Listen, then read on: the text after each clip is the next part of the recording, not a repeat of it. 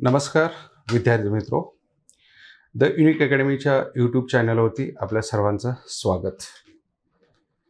आपण आज एका नव्या विषयासह आपल्याशी संवाद साधणार आहोत। तसं जर पाहता स्पर्धा परीक्षेच्या दृष्टिकोनातून हा विषय नवा नाहीये, परंतु सद्य परिस्थिती विचारात घेता हा परीक्षेचा कालावधी आपण गणतो। तसं जर पाहता कुठल्याही वर्षाच्या पहिली 6 महिने हे UPSC MPSC मार्फत घेतल्या जाणाऱ्या सगळ्या परीक्षा पूर्व परीक्षेच्या अनुषंगाने विचारात घेतल्या जातात आणि नंतरचा कालावधी हा मुख्य परीक्षेच्या अनुषंगाने विचारात घेतला जातो। मग आपण आता असं म्हणतोय की सध्या या सर्व परीक्षेच्या दृष्टिकोनातून अभ्यासाचा कालावधी आहे, मनन चिंतनाचा कालावधी आहे। जे अभ्यास झालेला आहे ते परिपूर्ण झालेला आहे की नाही हे तपासून पाहण्याचा तो कालावधी आहे। स्पर्धा परीक्षेला सामोरं जात असताना वेगवेगळ्या टप्प्याच्या माध्यमातून तुम्हाला सामोरं जावं लागतं। मग आपला आजचा विषय जाणीवपूर्वक जो मी नवा असा म्हणला तर तो नवा नाही आहे, तर मी याला असं संबोधन करेन स्पर्धा परीक्षेच्या दृष्टिकोनातून सराव परीक्षेचं महत्त्व। तो कसा आहे, कितपत आहे आणि त्याचं महत्त्व स्पर्धा परीक्षेवरती किती प्रमाणात विचारात घेतो।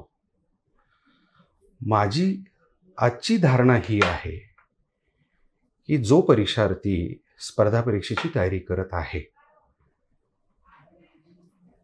त्या टप्प्याच्या अनुषंगाने व्यवस्थित तो मार्गक्रमण करत आहे का, त्या टप्प्यावरती कोणत्या स्तरावरती सराव परीक्षा देणं, तपासणं, मूल्यांकन करणं महत्त्वाचं आहे, हे योग्य आहे का, हा आजचा व्हिडिओ जेव्हा तुम्ही मनपूर्वक शांतपणे पाहाल, स्वतःला त्यामध्ये बसून पाहाल, तर तुम्हाला लक्षात येऊ शकेल की तुम्ही केलेला अभ्यास या परीक्षेत यशस्वी होण्याच्या दृष्टिकोनातून तो कितपत स्तरापर्यंत गेलेला आहे। हे इव्हॅल्युएशन म्हणा किंवा ह्याला मूल्यांकन म्हणा, हे इतरांकडून करून घेण्याची गरज नाही आहे। तुम्ही स्वतः परीक्षार्थी आहात आणि तुम्ही अशा परीक्षेची तयारी करताय की तो अधिकारी होणार आहे, प्रशासनातला प्रशासकीय अधिकारी असणार आहे। मग हे जर तुमच्या ठायी असेल तर ह्या परीक्षेचं महत्त्व तुम्हाला लक्षात येऊ शकणार आहे। आपण थोडासा असा विचार करू। मी आता तुम्हाला म्हणलं की सराव परीक्षेचं महत्त्व। तसं जर पाहता आज या जगामध्ये किंवा कुठल्याही क्षेत्रामध्ये असा एकही एरिया नाही आहे की त्यामध्ये तुम्हाला त्या स्तराच्या टॉप लेवलला जाण्यासाठी सराव परीक्षेचा आधार घ्यावा लागेल। सरावाशिवाय प्रत्यंतर नाही आहे। मग तो क्रीडा क्षेत्रातील असेल, शैक्षणिक क्षेत्रातील असेल, आणखी कुठल्या क्षेत्रातील असेल। मी इथं आता जास्त विषयांतर नाही करणार, कारण आपण स्पर्धा परीक्षा याच अनुषंगाने जाणार आहोत। तुम्ही जर पाठीमागे 4-5 वर्षाच्या यूट्यूब व्हिडिओवरही जरी पाहिला तर तुम्हाला लक्षात येईल जे यशवंत याच्यामध्ये यशस्वी झालेले आहे। कोणी UPSCच्या माध्यमातून यशस्वी झालेलं आहे, कोणी MPSCच्या माध्यमातून यशस्वी झालेला आहे। मग ह्यांच्या मार्गदर्शनामध्ये जर सगळ्यात महत्त्वाचा भाग काय येत असेल, सातत्यपूर्ण सराव। तुम्ही कुठलेही व्हिडिओ काढून पाहू शकता। मग सातत्यपूर्ण सराव त्याचा मतितार्थ काय, आणि त्यातल्या त्यात ज्या परीक्षेला तुम्ही सामोरं जात आहे ती वस्तुनिष्ठ परीक्षा आहे। कारण आत्ता जी परीक्षा यावर्षी 28 एप्रिलला देणार आहे ती महाराष्ट्र नागरी सेवा संयुक्त पूर्व परीक्षा, ती वस्तुनिष्ठ आहे आणि त्याची मुख्य परीक्षा होणार आहे ही वस्तुनिष्ठ आहे, ती शेवटची परीक्षा असणार आहे। त्याच वेळेस कंबाईन ग्रुप B आणि C ची परीक्षा 2023 पासून बदललेली आहे। त्याचं स्वरूप मात्र आजही वस्तुनिष्ठ आहे आणि ते उद्याही वस्तुनिष्ठ असणार आहे। म्हणजे आज प्रॉपरली आपण कशावरती डिस्कशन करणार आहोत तर वस्तुनिष्ठ परीक्षेला सामोरं जात असताना सराव परीक्षेचं महत्त्व तुमच्या यशामध्ये कितपत असणार आहे, आणि त्या सराव परीक्षा व्यवस्थितरित्या आपण अभ्यासल्या किंवा ज्या उद्देशाने सराव पेपर सोडवणं आवश्यक आहे तो उद्देश सफल करून जो विद्यार्थी पेपर सोडवतो किंवा त्याच्यातून ज्या धारणा त्याला अपेक्षित आहे तो मिळवतो, तर तो निश्चितपणे ह्या परीक्षेमध्ये यशस्वी होतो। आपण थोडासा पहिला असा विचार करू, सराव परीक्षेचा स्तर कुठे येतो या स्पर्धा परीक्षेच्या दृष्टिकोनातून। आज तुम्ही कोणत्याही मार्गदर्शकाकडे गेलात किंवा कोणत्याही कोचिंग क्लासकडे गेलात किंवा आज यूट्यूबवरती कुठलेही चॅनल पाहिलात किंवा कोणतेही यशवंत विद्यार्थी तुम्हाला मार्गदर्शन करत असतील, तर याचे एक साधे सोपे 4 ते 5 मुद्दे सांगतील आणि त्या मुद्द्याभोवतीच आपल्या स्पर्धा परीक्षेचं विश्व फिरत असतं. मग नक्की काय? तर याच्यात 5 बाबी आहेत. पहिली बाब सांगता येईल ह्याचा अभ्यासक्रम.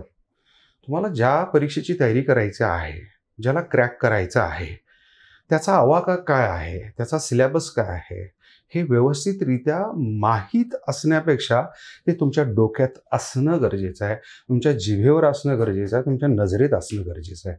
हे मी असं म्हणण्याचं कारण का आहे, जेव्हा तुम्ही उठता बसता परीक्षेची तयारी करत असता, वेगवेगळे संदर्भ वाचत असता, वर्तमानपत्र वाचत असता. मी एखादं वर्तमानपत्र वाचतो. मी एखादी बातमी का वाचावी? तर मला क्लिक झालं पाहिजे, ही बातमी या परीक्षेच्या 3 नंबरच्या पेपरमधील 4थ्या घटकातील मुद्दा आहे. हे मला क्लिक झालं पाहिजे. मी क्रीडाची बातमी वाचतोय, पुरस्काराची बातमी वाचतोय, अर्थशास्त्राशी रिलेटेड बातमी वाचतोय, विज्ञान तंत्रज्ञानाशी रिलेटेड वाचतोय, तर मला क्लिक होणं गरजेचं आहे की हे कुठलं आहे. मग ह्याचा सगळ्यात पहिला भाग कुठला महत्त्वाचा आहे? अभ्यासक्रम. म्हणजे कुठलाही मार्गदर्शक तुम्हाला हेच सांगेल, अभ्यासक्रम तोंडपाठ झालं पाहिजे. माझंही म्हणणं तेच आहे इथं. तुमचा अभ्यासक्रम हा तुमच्या डोक्यामध्ये असणं गरजेचं आहे. मग याच्यानंतर दुसरी बाब काय येते? मी ज्या शत्रूशी लढणार आहे. म्हणजे इथं थोडंसं मी वेगळ्या पद्धतीनं तुमच्या संवाद साधतोय. म्हणजे मी ज्या शत्रूशी लढतोय, म्हणजे माझी परीक्षा सध्या तात्पुरती मी शत्रू आहे ती. कारण त्याचा मी जोपर्यंत पडाव करत नाही तोपर्यंत मला पद मिळणार नाही आहे. त्याचा पडाव करणे म्हणजे त्या परीक्षेच्या क्षमतेपेक्षा माझी क्षमता ही जास्त असणे आहे. त्याच्यापेक्षा माझी समज ही जास्त असणे आहे. ह्याला मी म्हणून शत्रुपक्ष म्हणलेला आहे. मग ह्याचा अर्थ काय आहे इथं? की अभ्यासक्रमानंतर जर सगळ्यात महत्त्वाचा भाग काय असेल, तर या परीक्षेच्या पाठीमागील प्रश्नपत्रिका अभ्यासणे. त्याला तुम्ही प्रिव्हियस इयर क्वेश्चन पेपर म्हणता. PYQ आपला हा शॉर्टकट शब्द आपण वापरतो. म्हणजे अभ्यासक्रमाबरोबर त्याला जोडून येणारा दुसरा महत्त्वाचा भाग कुठला आहे? तर PYQ. मी ज्या विषयाची तयारी करतोय, ज्या विषयाचा अभ्यास करतो, आयोगाने त्या विषयावर कशा पद्धतीने, कुठल्या स्तरावरचे मला प्रश्न विचारलेले आहे, हे मला समजलं पाहिजे. आणि हे कधी समजणार आहे तुम्हाला? जोपर्यंत PYQ या प्रश्नांचा अभ्यास तुम्ही व्यवस्थित करणार नाही. मग हे ओघानं चला. म्हणजे कोणती बाब? की तुम्ही प्रश्नपत्रिकेचा अभ्यास करत आहे, याच्यात किती विषय आहेत, त्या विषयानुसार तुम्हाला त्याची योजना करावी लागेल. मग एखादा विषय जर तुमच्या समोर आला, तर उदाहरणार्थ मी असं म्हणेन इतिहास आला. मग इतिहास आला तर तुम्हाला इतिहासाचे तुकडे करता आले पाहिजे. ब्रिटिश कालखंडाचा भाग आहे, 1600 पूर्वीचा कालखंड आहे, 1857च्या उठावाच्या दरम्यानचा कालखंड आहे, त्यानंतरचा आपण असा संबोधन करतोय 1861 ते 1892 राष्ट्रवाद्याच्या उदयाचा कालखंड असा समजला जातो. गांधी युग आहे, टिळक युग आहे. अशा सगळा परामर्श तुम्ही घेत असताना आयोगाने या प्रश्नपत्रिकेमध्ये कशा पद्धतीनं, कोणत्या घटकावरती, कुठल्या काठीण्य पातळीला जाऊन प्रश्न विचारलेले आहेत, इथं PYQचं महत्त्व अधोगतित होतं. म्हणजे PYQची जोड तुम्हाला तुमच्या डोक्यात जर अभ्यासक्रम असेल तर तिथंच तुम्हाला आता जोडता येते. पहा, मी अजून वाचायला चाललेलं नाही आहे, तुम्ही वाचत नाही आहे. तुमच्यातील बरेचसे विद्यार्थी हे करत असताना काय काय केलेलं आहे याचा मुद्दा लक्षात येईल. आत्ताचे हे सगळे मुद्दे नवीन विद्यार्थ्यांच्या दृष्टिकोनातून विशेष महत्त्वाचे आहेत. पण जे ऑलरेडी या परीक्षेची तयारी करत आहेत त्याही विद्यार्थ्यांनी या ठिकाणी समजून घेणं हे नितांत गरजेचं आहे. या टप्प्यातून तुम्ही गेलेला असाल तर अशा पद्धतीने तुम्ही गेलेला आहात का? बॉटम लेवल निरीक्षण तुमचं या पद्धतीनं झालेलं आहे का? PYQला या पद्धतीनं तुम्ही अभ्यासलेला आहे का? आता पहा, मी तुम्हाला काय म्हणलं की पहिल्यांदा अभ्यासक्रम येईल, दुसऱ्यांदा PYQ येईल. मग तिसरा मुद्दा ह्या ठिकाणी ओघाने येतो, जो सर्व मार्गदर्शक तुम्हाला सांगतात की बाबांनो, स्पर्धा परीक्षेची तयारी करायची आहे तुम्हाला तर शालेय पुस्तकं वाचली पाहिजे. हा बेसिक भाग आहे. मग ही शालेय पुस्तकं वाचायला सांगितली जातात. NCERT सिरीज तुम्हाला वाचायला सांगितली जाते. मग आता इथं आपण या PYQचा संबंध पुढे या शालेय पुस्तकाशी जोडता आला गेला पाहिजे. बघा, मी काय व्यवस्थितरित्या याची गुंफण करतोय. एक अभ्यासक्रम तुमच्या डोक्यात आहे, त्या अभ्यासक्रमानुसार PYQमध्ये काय काय विचारलेलं हे आता तुमच्या लक्षात येऊ लागलेलं आहे. मग हे तुमच्या डोक्यात प्रश्न आहेत, तुमच्या डोक्यात अभ्यासक्रम आहे आणि त्याच वेळेस तुम्ही आता शालेय पुस्तकाचा अभ्यास सुरू करताय. आणि जेव्हा ओबडधोबड स्वरूपात तुम्ही शालेय पुस्तकाचा अभ्यास सुरू करताय, पहिल्या वाचनामध्ये, पहिल्या टप्प्यामध्ये या बाबी आपल्या आवाक्यात येत नाही आहेत. कारण जरी तो 5वी ते 10वीचा अभ्यासक्रम असला, तुम्ही अभ्यास करून आलेला असला, तर आत्ताचा कालावधी हा फार दूरचा आहे. तुम्ही 5वी ते 10वी आणि आत्ता तुम्ही पदवीधर आहात, तर हा कालावधी विचारात घेतला तर 5 ते 8-10 वर्षाचा कालावधी या ठिकाणी आहे. आणि हे परत रिशफल करण्यासाठी आपल्याला वेळ लागतो. कारण त्या कालावधीमध्ये तुम्ही त्या पातळीवरती जाऊन त्याचा अभ्यास केलाय की नाही केलाय, हे तुम्हालाच कळणार आहे. भलेही तुमच्या मार्क मेमोवरती 90% मार्क असतील, मेडलिस्ट असाल, बोर्डामध्ये प्रथम आलेला असाल, पण आत्ताच्या या कंडिशनला ते नॉलेज तुमच्याजवळ कितपत आहे, हा एक महत्त्वाचा भाग राहणार आहे. पण इथं आपण लक्षात घेऊ, अभ्यासक्रम, PYQ आणि शालेय पुस्तकाचं वाचन. जेव्हा तेव्हा तुम्ही आवर्तन होतात आणि शालेय पुस्तकाचं वाचन होतं, तर तुम्हाला सगळ्यात पहिली बाब काय लक्षात येईल माहिती आहे? शालेय पुस्तके एका टप्प्यापर्यंतच तुमची नीड किंवा गरज भागवत आहेत. कारण आयोगाच्या प्रश्नांची पातळी ही कित्येक पटीने वरची आहे. कारण तुम्ही क्लास 1ची तयारी करताय, गॅजेटेड पदाची तयारी करताय, अराज्यपत्रित पदांची तयारी करताय. तुम्ही शाळेच्या परीक्षेची तयारी करत नाही आहे. हे परत आपण विसरू नये. तुम्हाला शालेय पुस्तकं वाचायला सांगितलेली आहेत, याचा अर्थ, त्याचा मतितार्थ हे नव्हे की शालेय अभ्यासक्रम हाच स्पर्धा परीक्षेचा अंतिम अभ्यासक्रम आहे. नाही आहे.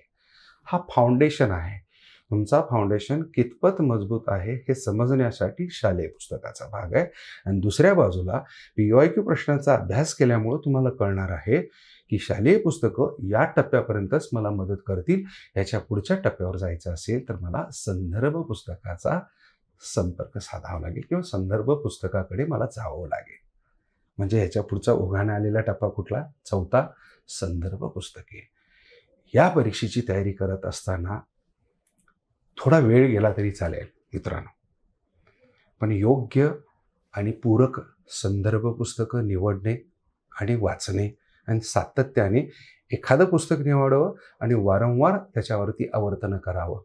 कारण मी याला थोडंसं वेगळ्या पद्धतीने तुमच्यापुढे सांगेन की बऱ्याचशा वेळेस असा शब्दप्रयोग होतो की प्रशासनामध्ये वयवर्ष 21व्या वर्षी एखाद्या उच्चस्थ पदावरती जाऊन एखादा उमेदवार त्या ठिकाणी बसतो आणि त्याच डिपार्टमेंटमध्ये त्याच्या वडिलासमान वयाचे लोक त्याच्या हाताखाली काम करत असतात.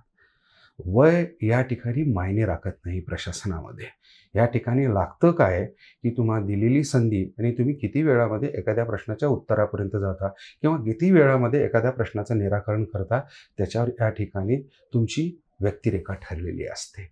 मग इथं मला थोडक्यात काय म्हणायचं आहे, एक मॅच्युरिटी आपण असा शब्दप्रयोग करतो की समज येणे म्हणतो आपण. या स्पर्धा परीक्षेमध्ये सगळ्यात महत्त्वाचा भाग काय असेल, दिलेल्या अभ्यासातून त्याच्या मागचा जर हेतू तुमच्यापर्यंत पोहोचला आणि तो तुम्ही आयोगाच्या प्रश्नपत्रिकेमधून साध्य केला तर तुम्हाला पदापर्यंत जाता येतं. हे थोडंसं मी जड बोलतोय. कधी एखाद्या वेळेस माझं बोललेलं तुम्हाला समजेल, नाही समजेल. पण जेव्हा मल्टिपल तुम्ही पाहाल तर ह्याचा अर्थ तुम्हाला लक्षात येऊ शकतो. मला इथं थोडक्यात हे सांगायचं आहे की संदर्भ पुस्तके मल्टिपल पद्धतीने वाचावे. एकच पुस्तक अनेक वेळा वाचलं की त्याच्यातून मिळणारा प्रत्यय हा प्रत्येक वाचनानुसार बदलतो. मी याचं साधं उदाहरण असं देईन. समजा एखाद्या 16व्या वर्षाच्या मुलाला मृत्युंजय कादंबरी भेटली. साहजिक आहे ती मृत्युंजय कादंबरी हातात घेतली की त्याच्यातला कर्ण भावतो आणि ओघानेच ती कादंबरी हातावेगळी होती. 600-700 पाने कधी संपतात ते आपल्याला कळत नाही. फक्त याला वाचनाची आवड मात्र असली पाहिजे, नाहीतर ते सगळ्याला ही बाब लागू होणार नाही. थोडं पुढे जाऊया. या 16 वर्षाच्या मुलाला परत 26व्या वर्षी परत मृत्युंजय कादंबरी त्याला भेटते. परत त्याला असं वाटतं की परत वाचावं आणि तो एका टप्प्यामध्ये तो वाचू लागतो. असं 26व्या वर्षी, 36व्या वर्षी, 46व्या वर्षी दर 10 वर्षांनी ही कादंबरी त्याच्या पुढ्यात येते आणि तो मुलगा त्या वेळेस ही कादंबरी वाचतो. बहुतेक लेखकाने ही कादंबरी दर 10 वर्षांनी बदललेली असावी ना? नाही मित्रांनो, कादंबरी कधी बदलत नसते. कादंबरीचा आशय कधी बदलत नसतो. कादंबरी तीच असते. तुम्ही मात्र दर 10 वर्षांनी बदललेले असता. यालाच तुम्ही तुमच्या परिभाषेमध्ये काय म्हणता? मॅच्युरिटी, समज म्हणता. जी 16व्या वर्षी वाचलेली तुमची कादंबरी असते ते 26व्या वर्षी वाचत असताना आशय तोच असतो, मात्र समजण्याची तऱ्हा तुमची बदललेली असते. अनुभवाचे धडे अनेक ह्या 10 वर्षामध्ये तुम्ही गिरवलेले असतात. त्यामुळं या शब्दाच्या पाठीमागे जाऊन त्या कर्णाचा ठाव घेण्याची क्षमता तुमच्यामध्ये विकसित झालेली असते. प्रशासनामध्ये या अभ्यासक्रमाचा अभ्यास सातत्याने करत असताना तेच वाचल्याने प्रत्येक वेळेस वाचण्याच्या माध्यमातून वेगळा प्रत्यय दृष्टिक्षेपात यायला लागतो. आम्ही बऱ्याचशा वेळेस मार्गदर्शनाच्या माध्यमातून सांगत असतो, ही परीक्षा नक्की काय? ही परीक्षा दिल्यानंतर नक्की जे 5वी ते 10वी पर्यंतचे विषय तुम्ही अभ्यासलेले आहेत तेच विषय परत एकदा अभ्यासाला इथं लावले जातात. मग नक्की तुम्हाला काय याच्यातून मिळतं याचे उत्तर मी पुढे घेईन. आपण मुद्दे लक्षात घेऊया. हे सगळे मुद्दे तुम्हाला देत असताना आपला मूळ मुद्दा विसरायचा नाहीये, सराव परीक्षा. आपण आता कुठेपर्यंत आलोय? अभ्यासक्रम, त्याच्यानंतर PYQ नंतर आपण शालेय पुस्तक आणि NCERTचा संदर्भ, त्याच्यानंतर संदर्भ साहित्याचा संदर्भ आपल्याला लक्षात आला. मग आता सगळ्यात शेवटी काय? तुम्ही या सर्व घटकानुसार, या 4 बाबीनुसार अभ्यासक्रमाला मध्यवर्ती ठेवून जेव्हा ह्या सगळ्या गोष्टींचा अभ्यास करता, एका टप्प्यावर आल्यानंतर तुम्हाला काय जाणवतं? तुम्ही आता गाडी चालवायला शिकलीत. मग आता तुम्हाला टेस्ट द्यावी लागेल ना, की खरंच गाडी चालवायला येते, नाही येते, काय होतं? ह्या समजण्यासाठी मला सराव करावा लागेल. मग इथे येतो सराव पेपरचा. म्हणजे स्पर्धा परीक्षेच्या दृष्टिकोनातून सराव टप्पा हा तुम्ही जे काही वर्षभरामध्ये केलेले आहे, 2 वर्षामध्ये केलेला आहे, अंतिम परीक्षेला जाण्यापूर्वी तुमची पडताळणी करून पाहण्याची त्या स्तरावरची ती प्रोसेस आहे. आणि सराव परीक्षा का महत्त्वाची आहे ती मी पुढे क्लिअर करणारच आहे. पण या टप्प्यावरती सराव पेपर आपल्याला खऱ्या अर्थानं आपल्याला आरसा दाखवत असते. तुम्ही सध्या परिस्थितीत भले तुम्ही जगाला काही सांगत असाल, मला पेपर चांगला गेला, बरा होता, मला एवढे मार्क पडले, पण प्रत्यक्ष जेव्हा सराव पेपर देता, प्रत्येक प्रश्न तुम्ही सोडवता, त्या प्रश्नागणिक तुमच्या मनावरती होणारी प्रक्रिया, मनात होणारी घालमेल, उत्तर देत असताना तू हे देऊ की ते मी चॉईस करू, हे होणाऱ्या ज्या सगळ्या प्रक्रिया आहेत, ह्या प्रक्रियेतून तुम्ही गेल्यानंतर तुमचं अंतर्मन तुम्हाला सांगत असतं, मी रेडी आहे, मी रेडी नाही. हा किती महत्त्वाचा भाग मी तुमच्यापुढे व्यक्त करतोय. सराव पेपरकडे एवढ्या सूक्ष्म स्तरावरून जो विद्यार्थी पाहतो, इथं भाराभर सराव पेपर देणं ही अपेक्षितता नाही आहे. त्याला सरळ म्हणायचं आहे, 4 घास खा, पण ते चावून खा, व्यवस्थित खा, पोटाला लागू आहे. पण ते 4च्या ऐवजी तेवढ्याच वेळामध्ये 10-15 घास मी खातोय, ते पचेल का नाही मी ते सांगू शकत नाही. हा जो नियम त्याला लागू आहे, हाच नियम अभ्यासालाही लागू आहे. म्हणून आपण इथं पहिलं लक्षात घेतलं की ह्या स्पर्धा परीक्षेच्या दृष्टिकोनातून सराव परीक्षेचा टप्पा किंवा सराव परीक्षेचा स्तर कोणत्या स्तरावर आहे? तो शेवटच्या स्तरावर आहे. आता आपण थोडंसं पुढे जाऊन काही बाबींचा विचार करू. आता ह्या सगळ्या गोष्टी होत असताना मी तुम्हाला सांगितलं की अभ्यासक्रमानंतर शालेय पुस्तके किंवा NCERTची पुस्तके सर्व मार्गदर्शक तुम्हाला वाचायला सांगतात, किंवा जो यशस्वी झालेला आहे तोही तुम्हाला तेच सांगतो की बाबा शालेय पुस्तकं पहिलं वाच, 5वी ते 10वी पर्यंत. मग ती कसं वाचायची त्याचा तो स्मार्टनेस पण आहे. पण आपण एका प्रश्नाचा विचार करू इथं. शालेय पुस्तके तुम्हाला का वाचायला सांगितली जातात ह्याचा प्रत्यंतर घ्यायला पाहिजे ना. का? एक लक्षात घ्या, तुम्ही एखादी गोष्ट तुम्हाला कोणीही सांगितली तर तुमच्या अंतर्मनातून तो प्रश्न क्रिएट झाला पाहिजे, मी का करू, कशासाठी करू, याच्यातून मला काय फायदा होणार आहे. हे जर एवढ्या पातळीवरती जर तुम्ही संवेदनशील असाल तर मात्र तुमच्यात होणारे जे बदल आहेत ते फार वेगाने असतील. तर आपण इथंच तीच उत्तरं लक्षात घेऊया. माझ्या दृष्टीने असं मला वाटतं की या क्षेत्रात मी एवढ्या वर्षापासून काम करतोय, अनेक विद्यार्थी पाहिलेले आहेत आणि यशस्वी होतानाही पाहिलेले आहेत, अयशस्वी होतानाही पाहिलेले आहेत आणि अनेक वेळेस अयशस्वी होऊन यशस्वी झालेलीही पाहिलेली आहेत. मग ह्यांना मार्गदर्शन करत असताना जसं यशस्वी विद्यार्थ्यावरती आमचा परिणाम होत असतो शिकवण्याचा, तसं यशस्वी विद्यार्थ्यांचाही परिणाम आमच्या मार्गदर्शनावरती होत असतो. आणि हाच अनुभव घेऊन आम्ही पुढच्या विद्यार्थ्यापुढे जात असतो आणि त्यांना मार्गदर्शन करत असतो. पहा, मी जर आधी इथं म्हणलो की मी 20-25 वर्षापासून शिकवतोय आणि माझा 25 वर्षाचा अनुभव आहे. मित्र, तो माझा अनुभव नाही आहे, जे या कालावधीमध्ये 25 वर्षामध्ये जे विद्यार्थी मला स्पर्शून गेले किंवा मी त्यांना स्पर्शून गेलो, जसं त्यांचा स्पर्श मला झालेला आहे तसा माझा स्पर्श त्यांनाही झालेला आहे. जसं त्यांनी माझ्याकडून काही मिळवलेलं आहे तसंच मीही त्यांच्याकडून काहीतरी मिळवलेलं आहे.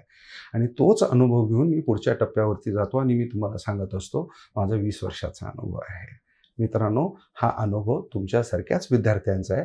मग ते माझं देणं लागतं की जे मी दुसऱ्याकडून घेतलेलं आहे ते माझ्याजवळ ठेवता येत नाही.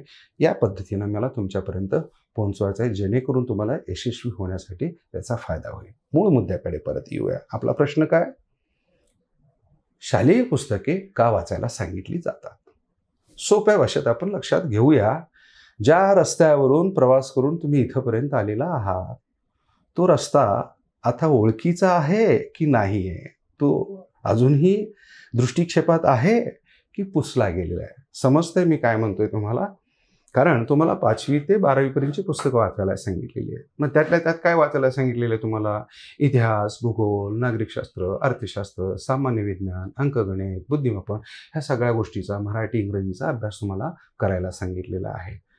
पहा विद्यार्थी मित्रो, जेव्हा तुम्ही हा अभ्यास करत होता 5वी ते 12वी मध्ये, तेव्हाचं वय आणि आत्ताचं वय हे या ठिकाणी लक्षात घ्या. तुम्हाला शालेय पुस्तकं वाचायला सांगितलेली आहेत याचा अर्थच लक्षात घ्यावा लागेल तुम्हाला. ही पुस्तके ज्यावेळेस तुम्ही अभ्यास केलेली आहेत तेव्हाचं वय वेगळं आहे आणि आत्ता तुम्ही जेव्हा त्या पुस्तकांचा अभ्यास करताय, आत्ताचं मात्र वय तुमचं वेगळं आहे. हे समजणं नितांत गरजेचं आहे. त्यामुळं वयानुसार एखाद्या विषयाचे प्रत्यंतर या ठिकाणी बदललेले तुम्हाला दिसणार आहे. दुसरा मुद्दा या ठिकाणी लक्षात घेऊ. हे वाचण्यामागचा हेतू समजा. तुम्ही त्यावेळेस घोकंपट्टी करून अभ्यास केलेला आहे की मनापासून समजून तो अभ्यास केलेला आहे, हे समजण्यासाठी शालेय स्तरावरची पुस्तके तुम्हाला वाचता आहेत. अजून एक सगळ्यात महत्त्वाची बाब, संकल्पना स्पष्ट आहेत का?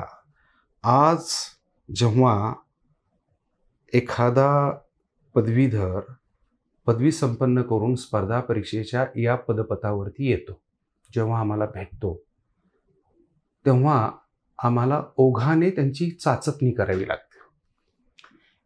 युनिक अकॅडमीमध्ये विशेषतः आपण कंबाईनच्या बॅचमध्ये ही एक प्रक्रिया राबवतो की जेव्हा कुठलीही बॅच आमच्याकडे सुरू होते, बॅच सुरू झाल्यानंतर पहिल्याच आठवड्यामध्ये एक सरप्रायझिंग टेस्ट विचारात घेतली जाते. म्हणजे जेवढेही विषय तुम्हाला शिकवायला आहे त्या सर्व विषयाच्या अनुषंगाने न शिकवता प्रत्येक फॅकल्टी तुम्हाला त्या विषयाची टेस्टला सामोरं जायला लावतो. म्हणजे याचा अर्थ तुम्हाला असं वाटण्याची शक्यता आम्हाला काहीच शिकवलं नाही, तुम्ही टेस्ट घेताय. हे तुम्ही लक्षात घ्या. तुम्ही पदवीधर झाल्यानंतर तुम्ही इथं आलेला आहात. तुम्ही इथं आल्यानंतर ऑलरेडी येण्यापूर्वी ह्या सर्व विषयांचा अभ्यास केला आहे. आम्हाला फक्त जाणायचं असतं की इथं तुम्ही आज प्रवेश घेत असताना हे तुमच्या डोक्यामध्ये की मला स्पर्धा परीक्षेत यशस्वी व्हायचं आहे.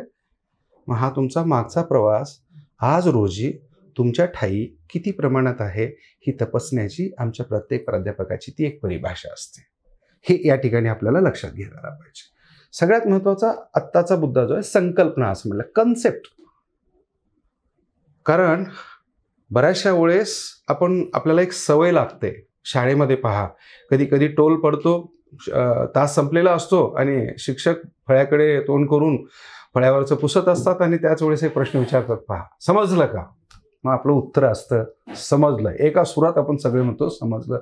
भले ते समजलं नसलं तरी आपण तिथं समजलं म्हणून जातो. हीच एक मोठी गफलत आपली क्रिएट होते, तयार होते.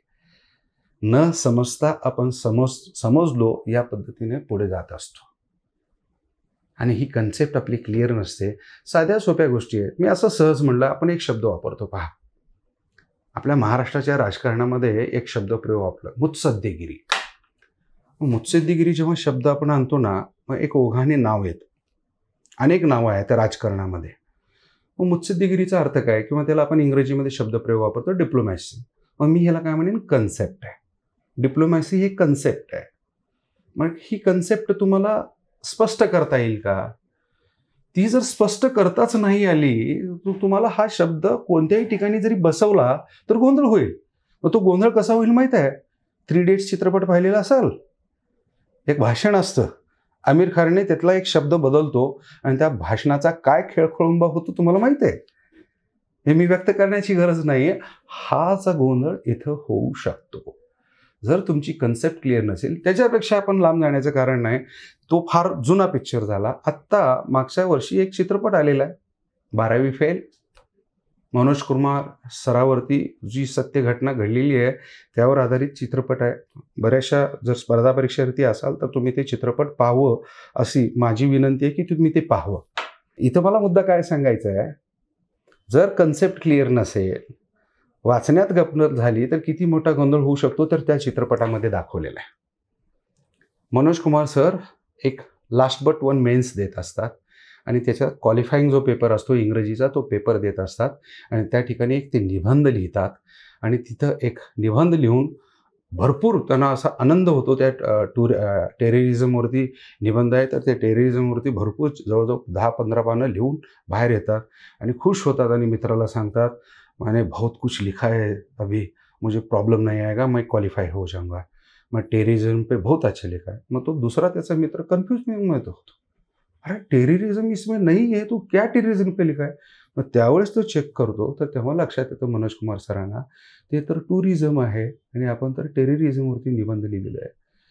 त्या एका शब्दाची गफलत त्या व्यक्तीच्या हातातील 2 वर्ष काढून घेतलेली आहे. म्हणजे अभ्यास केलेला 1 वर्ष आणि परत ह्याच पुढच्या परीक्षेला जायचं असेल तर अजून 1 वर्ष. म्हणजे समजण्यात झालेली गफलत किती मोठा आहे हे तर मी दिवस मोजतोय, 2 वर्ष. पण ह्या 2 वर्षामध्ये तुमच्या मनावरती तुमच्यावरती जे घाव बसतात, जी यातना होते की एवढ्या छोट्याशा शब्दाने एवढा मोठा आपला घात झालेला आहे, त्याच्यासाठी तुम्हाला ती मनोज कुमार सरना प्रत्यक्षात भेटूनच समजून घ्यावं लागेल की त्यांनी 2 वर्षाची ती यातना काय सहन केलेली आहे. माझा मुद्दा लक्षात येतोय. मी कन्सेप्ट या ओरिएंटेशनवरती तुम्हाला बोलतोय. संकल्पना स्पष्ट होण्याच्या दृष्टीने तुम्हाला शालेय पुस्तकाचं अभ्यास करायला सांगितलं जातं. कारण तुम्ही या टप्प्यावरती कुठलीही बाब, शब्द, वाक्य वाचणं हे महत्त्वाचं नाही आहे. वाक्या पाठीमागचा मतितार्थ समजून घेणं ही तर जास्त महत्त्वाचं ठरतं. म्हणून कन्सेप्ट क्लिअर असणं या ठिकाणी फारच महत्त्वाचं असतं. सगळ्यात महत्त्वाचा मुद्दा आहे, शालेय पुस्तकाचा अभ्यास करायचा असेल तर कुठलीही इमारत ही मजबूत किंवा त्याचा लाईफ स्पॅन जो आहे तो 100 वर्ष 125 वर्ष असा सांगितला जातो. तो कशावर अवलंबून असतो तर त्याचा पाया. मग या स्पर्धा परीक्षेचा पाया काय आहे? शालेय स्तरावरील अभ्यासक्रम आज रोजी तुमच्या डोक्यात किती आहे? मित्रो, जी तुम्ही व्हिडिओ पाहताय, एक साधा असा तुम्हाला प्रश्न विचारतो, किती लोकांना 30 पर्यंतचे पाढे पाठ आहेत? याचं उत्तर तुमचं तुम्हाला मिळून जाईल लगेच. किंवा मनात तुम्हाला वैयक्तिकरित्या आत्ता मी हे जे तुम्हाला बोललेलं आहे त्याच्यानंतर एक केमिकल रिॲक्शन झालेली असेल, अरे मला कितीपर्यंतचे पाढे येत आहेत. एखादा दुसरा निघेल तुमच्यातला, त्याला 29चा पाढा येईल. मग तुमच्या मनामध्ये असा प्रश्न येईल, मित्र हो, की आता पाढ्याची गरज काय? इथं तर आपली गफलत होते. लक्षात घ्या, आमच्या कालावधीमध्ये 1ली, 2री, 3रीमध्येच 30 पर्यंतचे पाढे पाठ व्हायचे आणि पाढे पाठ नसेल तर घरातही मार बसायचं आणि शाळेमध्येही मार बसायचं. पण आता तसं काही होत नाही आहे आणि आपला पालक काही पाढ्याच्या पाठीमागं लागत नाही आहे. लक्षात घ्या, आजही तुम्ही कुठल्याही राजस्थानी किराणा दुकानात जा, तो कॅल्क्युलेटरचा वापर नंतर करतो. पहिलं डायरेक्ट माइंडली त्याचे कॅल्क्युलेशन करतो आणि नंतर तो फक्त त्याचं व्हेरिफिकेशन तो कॅल्क्युलेटरवर करतो. हे पहिल्यांदा लक्षात घ्या. जे कॅल्क्युलेटर आपण तयार केलेली बाब आहे हो. आज कुठलीही टेक्नॉलॉजी आहे ते ह्या मेंदूचा आविष्कार आहे. मी याचा जेवढा पॉवरफुल वापर करेन त्याचा संदर्भ तेवढा जास्त मला प्राप्त होईल. पाढे म्हणजे थोडक्यात काय आहे की तुमचा वेळ कमी करणे आहे. आज बुद्धिमत्ता चाचणी, अंकगणिताचा जेव्हा परामर्श घेता किंवा कौशल्याधिष्ठित अभ्यासक्रम म्हणेन मी याला, कौशल्य आत्मसात आहे. तुम्ही एखाद्या प्रश्नाचं उत्तर किती कमी वेळात किती अचूकपणे देता त्यानुसार तुमची क्षमता क्लिअर होत असते. मग पाढे हे असेच आहेत. समजा 28 पंचे म्हणल्यानंतर माझ्या डोक्यात 140 येतं हो. 19 5 95 हे डोक्यात येतं, मायक्रो सेकंदामध्ये येतं माझ्या डोक्यामध्ये. म्हणजे हे काय, इथं वेळ कमी होतो. जेव्हा तुम्ही हे कुठले कॅल्क्युलेशन करता त्यावेळेस तुमचा हा वेळ वाचवण्याची प्रक्रिया आहे. आणि पाढे नसेल तर तुम्ही तिथे करत बसता 29 × 5. मग तेच उदाहरण जे तुमचं 30 सेकंदामध्ये सुटायला पाहिजे तेच उदाहरण तुमचं 2 मिनिटामध्ये सुटतं. चालणार नाही ना. या स्पर्धा परीक्षेमध्ये. म्हणून कन्सेप्ट, म्हणून शालेय स्तरावरचा अभ्यासक्रम, म्हणून फाउंडेशन या परीक्षेसाठी जास्त महत्त्वाचं आहे. आता आणखी एक बाब या ठिकाणी आपल्याला लक्षात घ्यायची. PYQ मी आता पूर्वीही सांगितलेलं होतं, आताच थोड्या वेळापूर्वी. PYQचे प्रश्न वाचल्यानंतर, शालेय स्तरावरची पुस्तकं वाचल्यानंतर, एका पातळीवरती गेल्यानंतर तुम्हाला लक्षात येतं आता शालेय पुस्तके वाचण्याची वेळ संपलेली आहे आणि या टापूनंतर आपण आता संदर्भ पुस्तकाकडे गेलं पाहिजे. ही सांगण्याची वेळ तुम्हाला कधी येऊ शकते? ज्यावेळेस सतत तुम्ही शालेय पुस्तके आणि PYQचा संदर्भ जोडता, त्याच्यातून तुम्हाला ऑटोमॅटिकली उत्तर मिळायला लागतं. आता तुम्हाला शिफ्ट व्हावं लागेल. आता समजा तुम्ही इतिहासाची पुस्तक सगळे वाचलेली आहे, मग त्याच्यातून सगळी प्रश्नाची उत्तरं नाही मिळणार. मग एक वेळ येते, नाही आता आपल्याला समाधान महाजन सरांचं पुस्तक वाचलं पाहिजे, मॉडर्न हिस्ट्री वाचलं पाहिजे. 552 पानाचं ते पुस्तक आहे, आधुनिक भारताचा इतिहास. मग तेव्हा कुठं या PYQच्या माध्यमातून जी आयोगाची धारणा आहे, मला ह्या पुस्तकातून वाचल्यानंतर सहज साध्य होऊ शकेल. आणि तेही पुस्तक छोटं नाही आहे, ते 5वी ते 12वीला बांधलेलं पुस्तक आहे, म्हणण्यापेक्षा पदवीलाही बांधलेलं पुस्तक आहे. आणि ते 552 पानामध्ये आपला मॉडर्न हिस्ट्रीचा भाग विचारात घेतलेला आहे. आणि ते समजणं आणि ॲट ए टाईम आपल्या डोक्यामध्ये ठेवणं, तर मग आपण सहजतेने कुठल्याही इतिहासाच्या प्रश्नाला सामोरे जाऊ शकत असतो. मुद्दे आपल्याला लक्षात येत आहे की शालेय पुस्तके का वाचावी, मी सहजपणे तुम्हाला ह्या बाबी क्लिअर केलेल्या आहेत. हे स्वतःला पडताळून पाहावयाच्या बाबी असणार आहेत. आता याच्या पुढे आपण आणखी जाऊया. जेव्हा एखादा नवीन विद्यार्थी किंवा त्याला असं वाटतं की आपल्या महाविद्यालयामध्ये एखाद्या यशस्वी स्पर्धा परीक्षार्थ्याचं व्याख्यान झालं आहे, तर साहजिकच मनात येतं मी पण असाच होईल, मलाही असंच ACP व्हायचं आहे, मलाही असंच डेप्युटी कलेक्टर व्हायचं आहे. मग मी तयारीला सुरुवात करतो. प्रत्यक्ष जेव्हा अभ्यासाला सुरुवात होते, PYQ प्रश्नांचा संदर्भ शालेय अभ्यासक्रमावर जोडला जातो आणि याच वेळेस आणखी एक प्रक्रिया घडायला लागते. जी 10वीपर्यंत तुम्ही अभ्यास केलेला असता, ती त्यावेळेस वय असतं, त्यावेळेस लक्षात ठेवण्याची धारणा असते. मात्र तीच बाब जेव्हा आत्ता लक्षात ठेवायचं आहे, त्याचा ताण क्रिएट व्हायला लागतो. PYQ प्रश्नाबरोबर शालेय पुस्तकाचा संबंध जोडला जात नाही. मग तिथं स्ट्रेस क्रिएट व्हायला लागतो. मला किती अभ्यास करावा लागेल, ह्याचं उत्तर तर ह्याच्यात मिळत नाही, मग अजून कुठली पुस्तकं वाचायला लागतील. मग ही एक अशी प्रक्रिया असते विद्यार्थी मित्रो, हे प्रत्येक स्पर्धा परीक्षेच्या जीवनामध्ये येते. पण जो ठामपणे ठरवलेला असतो त्याच्या जीवनामध्ये ही बाब येत नाही, कारण त्यांनी ठरवलेलं असतं. पण जो कोणी धक्कलेला असतो, कुणाची इच्छा असते म्हणून आपण स्पर्धा परीक्षेला आलेला असतो, किंवा आपल्याच मनामध्ये धारणा असते आपण करून तर बघूया, अशा विद्यार्थ्याच्या वाट्याला मात्र ही स्टेज येऊ शकते की अशी स्टेज येते की नको बाबा, आपला तिकडं मार्ग बरा आहे, हे सोपं नाही आहे.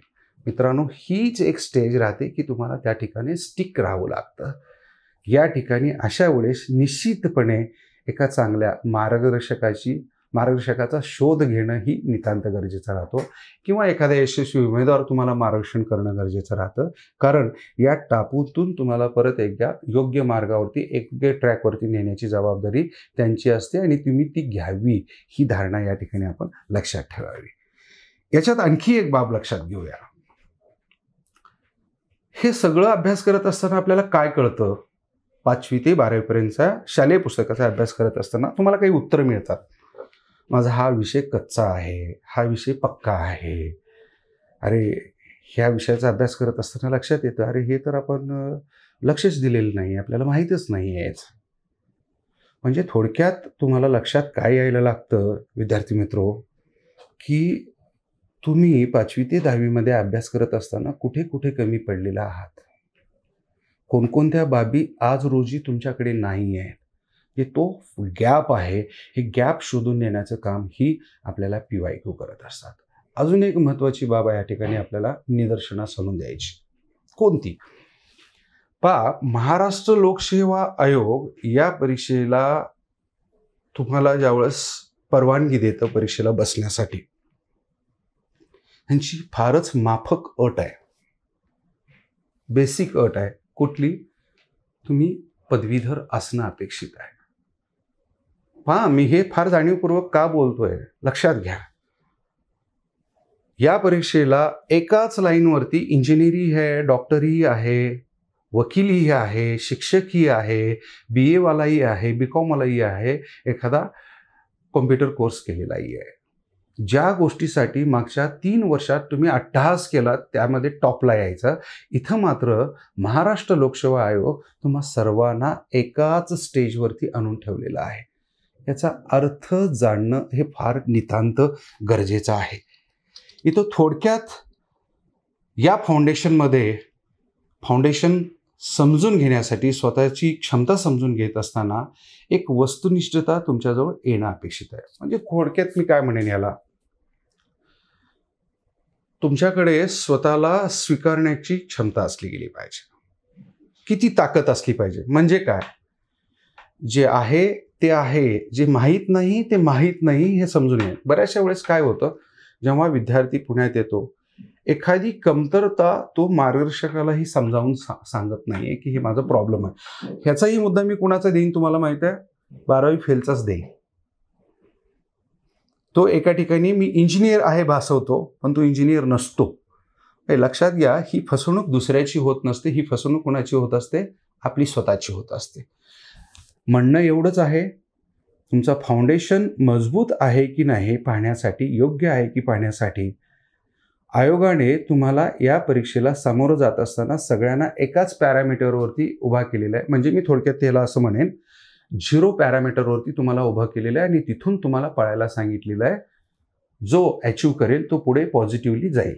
पण मी तुम्हाला सांगेन, आयोगाने जर तुम्हाला 0 पॅरामीटरवरती उभा केलेला आहे तर जबाबदारी त्याच्यापेक्षा पुढची आपली आहे. फाउंडेशन सर्च करत असताना खरंच मी 0वर आहे की माझा स्तर मायनसमध्ये आहे हे शोधावं लागेल.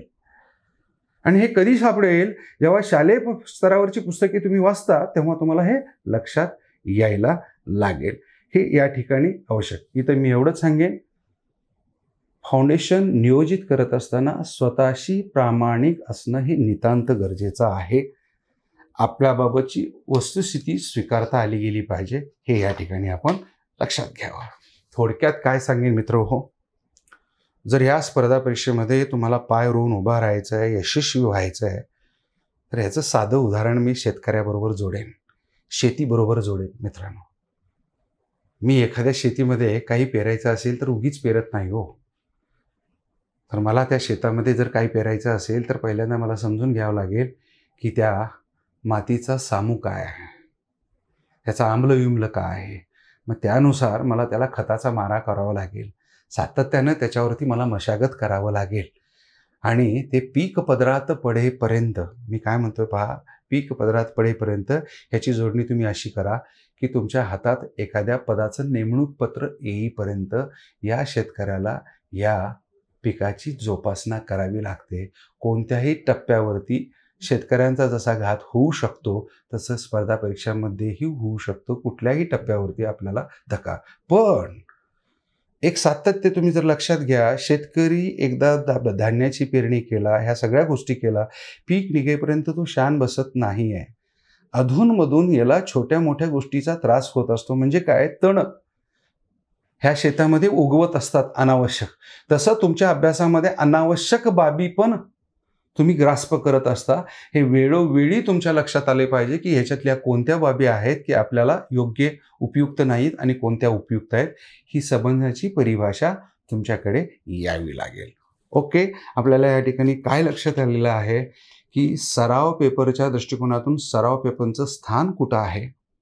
त्याचबरोबर सराव पेपर हा जर 5वा स्तर आहे तर स्पर्धा परीक्षेची तयारी करत असताना शालेय पुस्तके का वाचावी याबाबतची काही सर्व मुद्दे मी तुमच्यापुढे नमूद केलेले आहेत. त्याच्यानंतरचा सगळ्यात महत्त्वाची बाब सांगितलेली आहे की या परीक्षेत यशस्वी व्हायचे असेल तर तुमचं फाउंडेशन मजबूत आहे की नाही पाहण्यासाठी काय काय पडताळून पाहावं लागेल हेही या ठिकाणी तुम्हाला सांगितलेलं आहे. आत्ता याच्या पुढचा अजून एक बाब आहे, सराव पेपरकडे जाण्यापूर्वी तो फार क्लिअर असणं गरजेचं आहे. पहा, महाराष्ट्र लोकसेवा आयोग किंवा युनियन पब्लिक सर्व्हिस कमिशन या स्पर्धा परीक्षांचं आयोजन करते. स्पर्धा परीक्षेचं आयोजन करत असताना त्यांचा हेतू आणि दृष्टिकोन स्पष्ट आहे. या परीक्षेच्या माध्यमातून त्यांना प्रशासकीय अधिकारी निवडायचे आहेत, किंवा याला तुम्ही दुसऱ्या परिभाषेमध्ये काय म्हणता माहिती आहे, स्टील फ्रेम. आपल्या देशाची स्टील फ्रेम म्हणजे ब्युरोक्रेसी.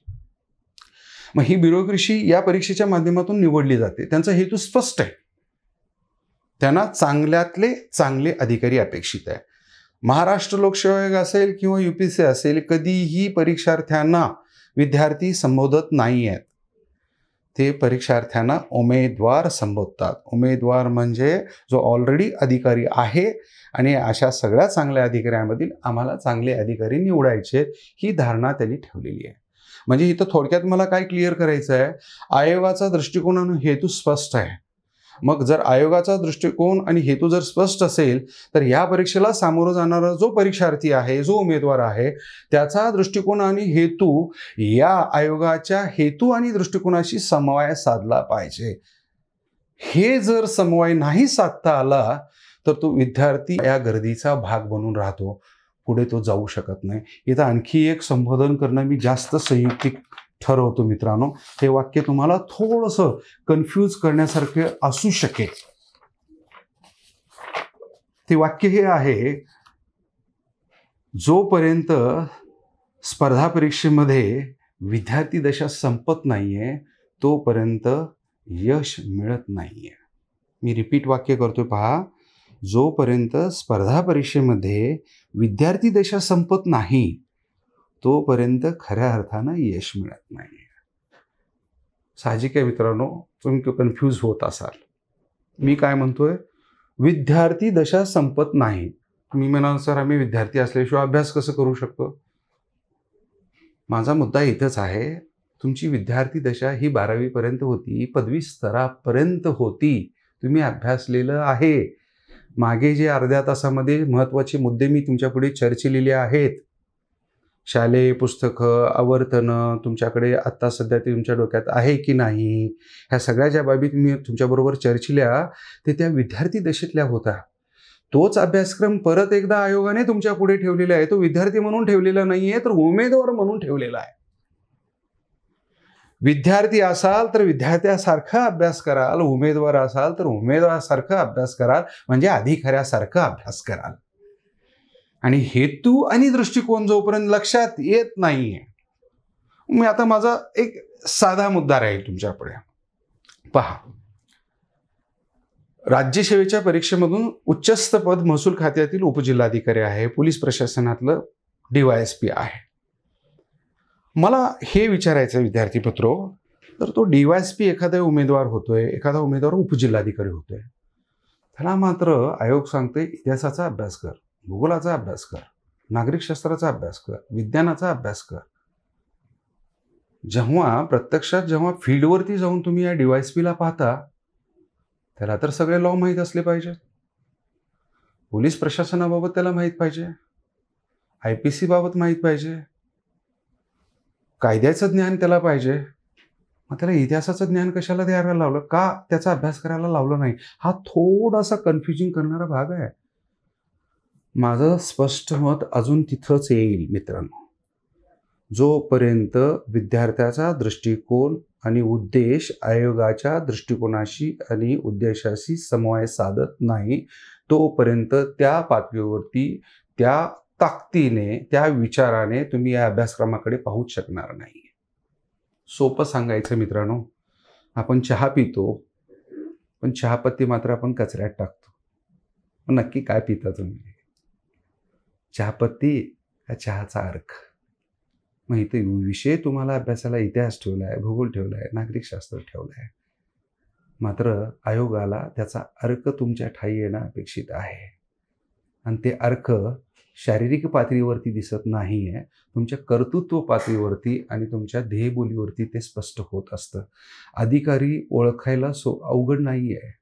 जेव्हा मुलाखतीला एखादा उमेदवार जातो, त्या दालनामध्ये जाऊन तो बसतो आणि ज्या पद्धतीनं उत्तरं देतो, तर पहिल्या 5 मिनिटांमध्ये त्या पॅनलला कळालेलं असतं की हा आमचा आहे का बाहेरचा आहे.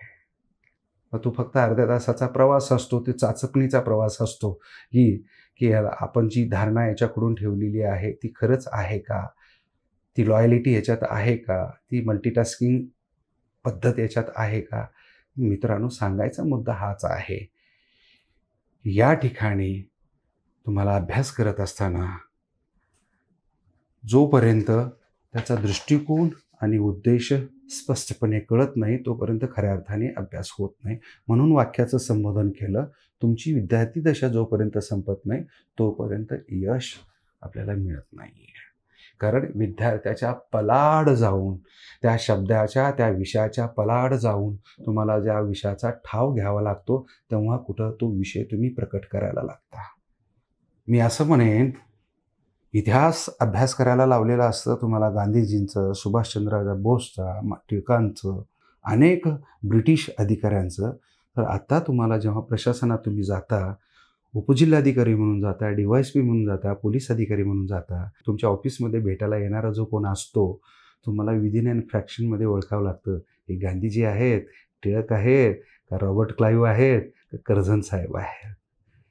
कुणाला 1 मिनिट बसवायचं, कुणाला चहा पाजून पाठवायचं, कुणाला उभ्या उभ्या पाठवायचं. ही समज म्हणजे ह्या परीक्षेचा कणा आहे.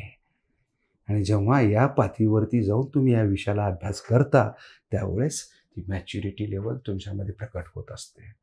विद्यार्थी मित्रो, हे एवढा सगळा प्रपंच मी तुमच्या पुढे ठेवला आहे कारण मी सुरुवातीला विषय सुरू केलेला आहे सराव परीक्षा. आणि तुमच्या मनात येईल की हे सर काय सांगताय. या पातळीवरती जाऊन मला जर तपासायचं असेल, मी तुम्हाला सुरुवातीलाच काय म्हणलेलं आहे, अभ्यासक्रम, PYQ, शालेय पुस्तके, संदर्भ पुस्तके, जेव्हा याचं व्यवस्थित एक कोरिलेशन होतं आणि एका पातळीवरती आल्यानंतर तुम्हाला वाटतं की आता माझा अभ्यास झालेला आहे, मग त्यावेळेस सराव पेपर तुमच्या पुढे येतो. सराव पेपरची जबाबदारी काय इथं आल्यानंतरही, तुम्ही अजूनही परिपूर्ण नाही, अजूनही काही एरिया तुमच्या राहिलेल्या आहेत हे दाखवून देण्याचा संदर्भ म्हणजे सराव पेपर आहे. म्हणून मी सराव पेपरला विशेष महत्त्व या ठिकाणी देतोय. आपण याच्यात थोडंसं पुढे जाऊन समजून घेऊया की आता सराव पेपरच्या बाबतीत आपल्याला काय काय लक्षात घेता येईल. यातील पहिला भाग आपण लक्षात घेऊ की सराव पेपर कधी सोडवलं पाहिजे. ओके, इथं परत मी तेच क्लिअर करेन की तुमच्या वेगवेगळ्या टप्प्यातून, पहिल्या टप्प्यापासून त्या अंतिम टप्प्यापर्यंत, म्हणजे कुठं अभ्यासक्रम असेल, आयोगाच्या प्रश्नपत्रिका पाहणं असेल, शालेय स्तरावरची पुस्तकं अभ्यास करणं असेल, विविध संदर्भ पुस्तकं अभ्यास करणं असेल, याच वेळेस आणखी एक बाब तुम्ही अभ्यासलेली असेल. आत्ता मार्केटमध्ये फार मोठ्या प्रमाणात विश्लेषणात्मक प्रश्नसंच आपल्याला मिळतात, म्हणजे वर्गीकरणात्मक प्रश्नसंच. आणि आम्ही विद्यार्थ्याला त्यावेळेस सांगत असतो, ज्यावेळेस तुम्ही एखादं रेफरन्स बुक वापरता त्याच वेळेस तुम्ही ॲनालिसिसचं एखादं जर पुस्तक तुमच्याकडे असेल तर त्याचा फायदा तुम्हाला होतो. तो कसा होतो? फॉर एक्झाम्पल, तुम्ही समजा समाधान महाजन सरांचं आधुनिक भारताचा इतिहास पुस्तक अभ्यास करत आहात आणि त्यात 1857 या घटकाचा किंवा या वलयाचा संदर्भ तुम्ही 20 ते 25 पानामधून अभ्यासता. कारण 1857 पूर्वीची पार्श्वभूमी, 1800 तत्कालीन कारण आणि त्याच्यानंतरचा पुढचा भाग, आणि आपल्या आयोगाच्या प्रश्नपत्रिकेची जेव्हा तुम्ही पडताळणी करता तर 1857 हा अहम सहभाग आहे या प्रश्नपत्रिकेमध्ये. ओघानेच कधीतरी प्रश्न याच्यावर नसतो, पण प्रत्येक वेळेस प्रत्येक वेगवेगळ्या टप्प्यावरती वेगवेगळ्या परीक्षेमध्ये याच्यावरती प्रश्न विचारला गेलेला आहे. मग याचा तुम्हाला फायदा का होईल विश्लेषणात्मक किंवा वर्गीकरणात्मक प्रश्नसंचचा?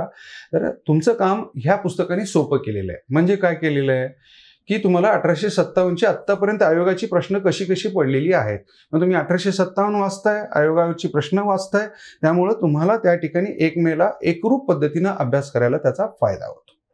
मग जेव्हा आता तुम्ही सराव पेपरकडे जाता तर तुमचा हा सगळ्या या पद्धतीनं जेव्हा अभ्यास पूर्ण होतो तर या पातळीवरती गेल्यानंतर तुम्हाला लक्षात आलं पाहिजे की आता आपण दर्जेदार सराव परीक्षा सोडवणं आवश्यक आहे. आता मी जाणीवपूर्वक शब्द वापरला, दर्जेदार सराव प्रश्न परीक्षा सोडवणं आवश्यक आहे. का?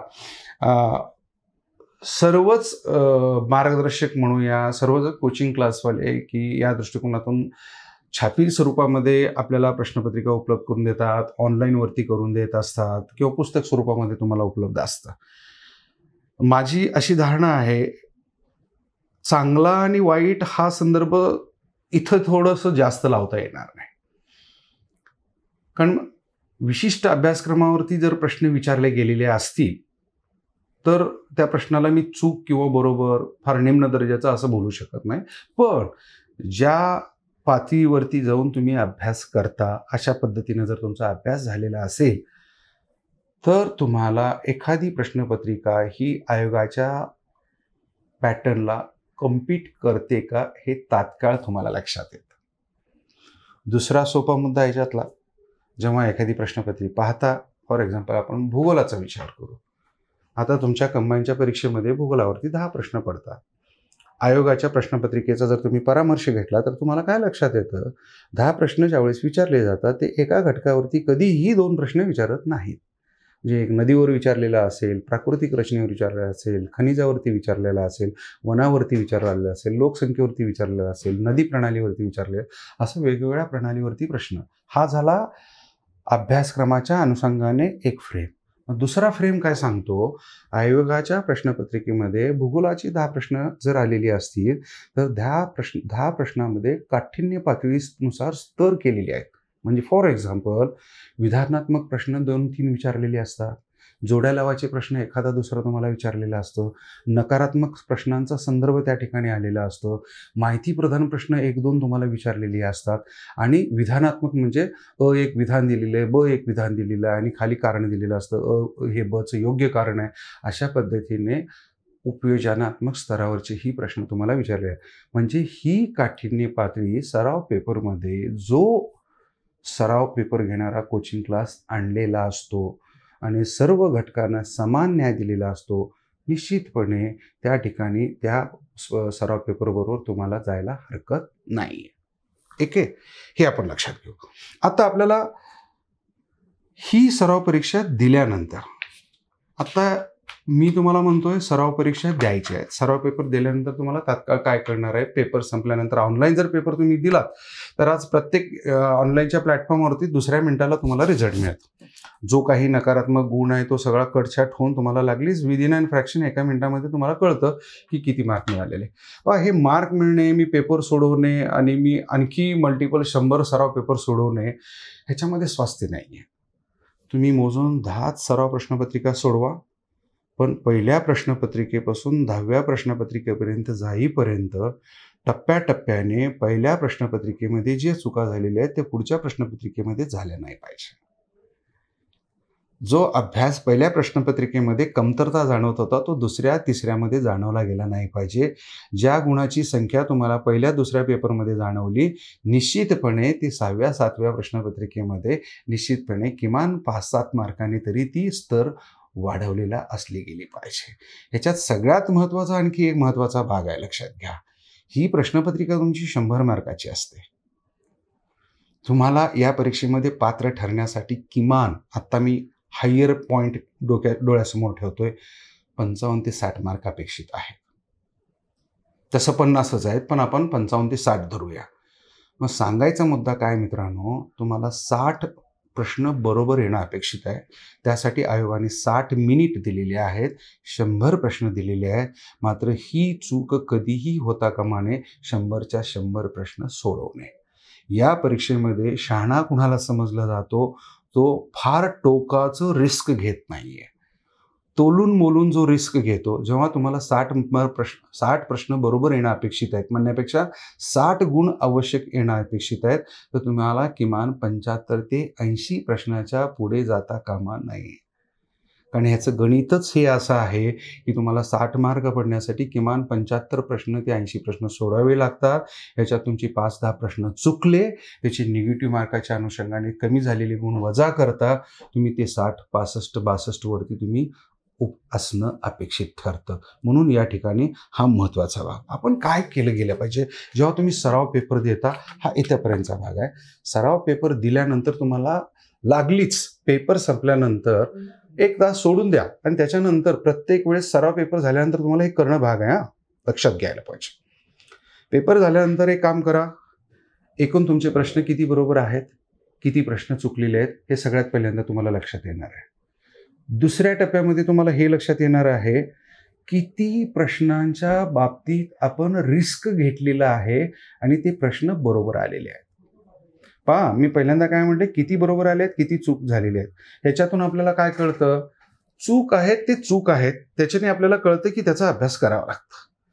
जे बरोबर आहे ते कॉन्फिडेंटली जे बरोबर आहेत, म्हणजे तुम्ही एखाद्या वेळेस एखादा प्रश्न सोडत असताना तुम्ही 100% असता, यस, याचं उत्तर हेच आहे, या बाबतीत काही प्रश्न नाही. मात्र असे काही प्रश्न तुम्ही सोडवलेले आहेत की त्याला मी रिस्क म्हणेन, चला सोडवूया, आलं तर आलं, पण तो प्रश्न येतो.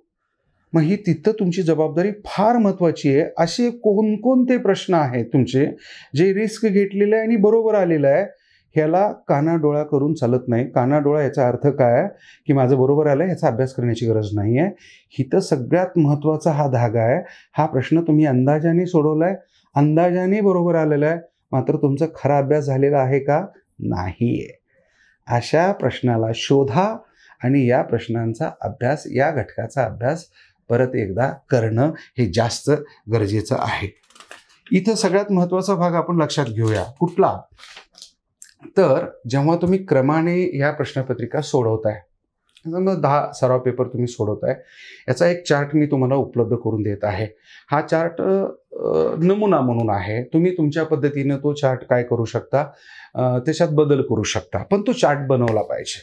कारण सराव पेपर फक्त देऊन आलाय आणि मी फक्त चर्चा करतोय असं होता कामा नये. त्याची एक फाईल तुमच्याकडे बनली पाहिजे. प्रत्येक प्रश्नपत्रिकेमध्ये तुम्हाला लक्षात आलं पाहिजे. आता उदाहरणार्थ पूर्व परीक्षेची प्रश्नपत्रिका डोळ्यासमोर ठेवली, एकूण 8 विषयाचा संदर्भ त्या ठिकाणी येतो. इतिहास, भूगोल, राज्यशास्त्र, अर्थशास्त्र, सामान्य विज्ञान, चालू घडामोडी, अंकगणित आणि बुद्धिमापनचा संबंध या ठिकाणी येतो. आयोगाने आता 2023मध्ये याला साधारणतः प्रत्येक विषयाला किती प्रश्न येतात हे पण संदर्भ दिलेला आहे. याच्यात इतिहास आणि भूगोलाला 10 प्रश्न विचारले जातात. अर्थशास्त्र, राज्यशास्त्र, सामान्य विज्ञान आणि चालू घडामोडी या विषयाचे 15 प्रश्न येतात आणि अंकगणित आणि बुद्धिमापावर तरी 10 प्रश्न येतात. जर तुम्ही हा चार्ट व्यवस्थित तयार केला, प्रत्येक प्रश्नपत्रिकेचा डाटा तुम्हाला तिथं भरायचा आहे. म्हणजे तुम्हाला काय लक्षात येईल, की मी भूगोलामध्ये पहिल्या प्रश्नपत्रिकेमध्ये एकूण 10 प्रश्न सोडवले, पैकी माझे 5 बरोबर आले, 5 चुकले. पण दुसऱ्यामध्ये तुम्हाला त्याच्यात बदल झालेला दिसायला पाहिजे, कारण हा ग्राफिकल पार्ट तुम्हाला 16 जूनला सामोरं जात असताना एक पॉझिटिव्ह रिदम देऊन जाईल. कारण हा डेटाच तुम्हाला सांगेल की तुमच्यात धीरे धीरे प्रगती होत चाललेली आहे, की तुम्ही आहे त्या ठिकाणीच आहे, की का रिव्हर्स पोझिशनने तुम्ही चाललेला आहात. म्हणून डेटा हा फार महत्त्वाचा आहे. इथं वाटलं की या टप्प्यावरती काही प्रश्नांचा उलगडा होत नसेल, काही प्रश्नांची तुम्हाला उत्तरं मिळत नसतील, निश्चितपणे तुम्ही पुण्यामध्ये राहताय किंवा वेगवेगळ्या ठिकाणी राहताय, कुठल्या क्लासचा तुम्ही उपयोग करून घेतलेला असतं, मार्गदर्शक तुम्हाला लाभलेले असतात, तर निश्चितपणे यांना फोन करा, तुमच्या शंका यांना सांगा. कारण तुम्हाला यशस्वी व्हायचं आहे, मग ते कुठल्याही पद्धतीनं असेल. गरज माझी आहे, मग गरज माझी जर असेल तर मला लाज बाळगायची गरज नाही आहे. जिथं जिथं माझी शंका निरसन होते तिथं फोन करून तुम्ही तुमच्या प्रश्नाच्या बाबतीत, तुमच्या विषयाच्या बाबतीत, घटकाच्या बाबतीत तुमचं शंका निरसन करून घेणं हे जास्त महत्त्वाचं ठरेल. विद्यार्थी मित्रो, याच्या पुढेही मी पुढच्या टप्प्यावरती वेगळ्या पद्धतीचे व्हिडिओ तुम्हाला उपलब्ध करून देणार आहे. साधारणतः आता हा सरावाचा कालावधी सुरू असल्यामुळं तुम्हाला सराव परीक्षेच्या दृष्टिकोनातूनचे हे व्हिडिओ मी तुम्हाला उपलब्ध करून दिलेले आहेत. ह्याच्या पुढचा एक सगळ्यात अहम भाग असणार आहे, तो तुम्हाला मी उपलब्ध करून देऊच. कारण 16 जूनची परीक्षा सामोरं येत आहे. त्याच्यापूर्वी तुमची 28 एप्रिलची महाराष्ट्र नागरी सेवा संयुक्त पूर्व परीक्षा ही तुम्ही सामोरं जातात. कारण साहजिक आहे, स्पर्धा परीक्षेची तयारी करतो म्हटल्यानंतर ह्या दोन्ही परीक्षेला मुलगा फॉर्म भरत असतो. अटेम्प्टचा संदर्भ नसल्यामुळं साहजिक आहे, सगळ्या परीक्षेला विद्यार्थी फॉर्म भरलेला असतो. मात्र इथं आणखी एक सगळ्यात महत्त्वाचा भाग आहे. या परीक्षा देत असताना आयोगाने जर सायकोलॉजिकल फ्रेम वापरलेला आहे, तर विद्यार्थ्यांनी या सायकोलॉजिकल फ्रेमचा वापर करून या परीक्षेला सामोरं जाणं आवश्यक ठरतं.